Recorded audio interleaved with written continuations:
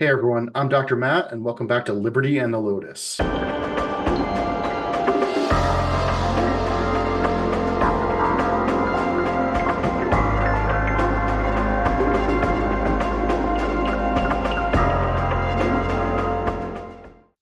Picture a Buddhist monastery in ancient India or China, monks meditating peacefully inside, seeking enlightenment, and teaching compassion. But step outside, and you'll find something shocking. Slaves, working the monastery's fields, the kitchens, cleaning up poo. This isn't a scandal or an aberration. It was standard practice across Asia for centuries. Today, we're exploring this fascinating contradiction and what it tells us about religious institutions, economic pressures, and human nature. The paradox is striking.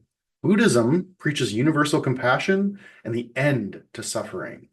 Yet its monasteries in the ancient periods were major slaveholding institutions. How do they justify this? Well, through clever legal fiction. Individual monks were prohibited by the Buddha's own legal code from owning human beings. However, monasteries as institutions could accept donated unfree laborers. These people maintained buildings, prepared food, worked the fields and the lands, often generation after generation.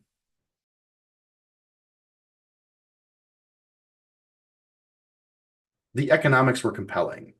As monasteries grew into powerful landowners, they needed extensive labor. Accepting enslaved people as donations solved this problem, at least partially, while cementing political alliances with wealthy patrons. Some of these monasteries owned hundreds and hundreds of slaves, especially along the Silk Road between India, China, Mongolia, and Europe. So managing these unfree laborers required sophisticated legal frameworks. Slaves fled, they were runaways, but authorities had to return them. Ownership disputes arose, and courts had to resolve them.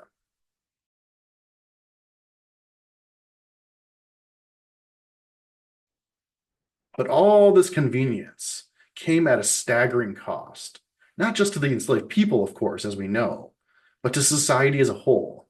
Resources were wasted catching runaways, suppressing resistance. Human potential was squandered as enslaved artisans, craftspeople, right, specialized laborers, they were denied the opportunity to fully develop their skills and sell their skills, right? Most importantly, Buddhist institutions' participation in slavery helped legitimize the practice in broader society.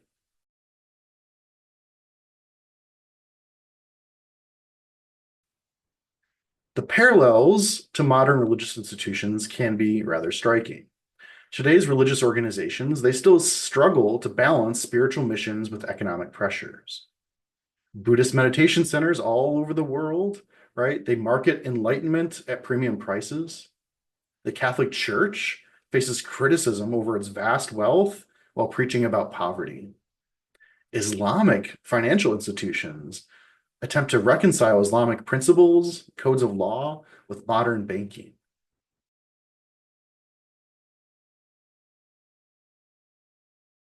This history, this little tiny bit of slave history here, allows us to re-examine current practices more critically.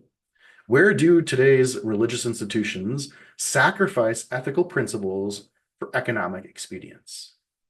The lesson is clear. Moral compromise often begins with seemingly practical necessities, but the hidden costs to society, to human potential, and to spiritual integrity are far too high to ignore.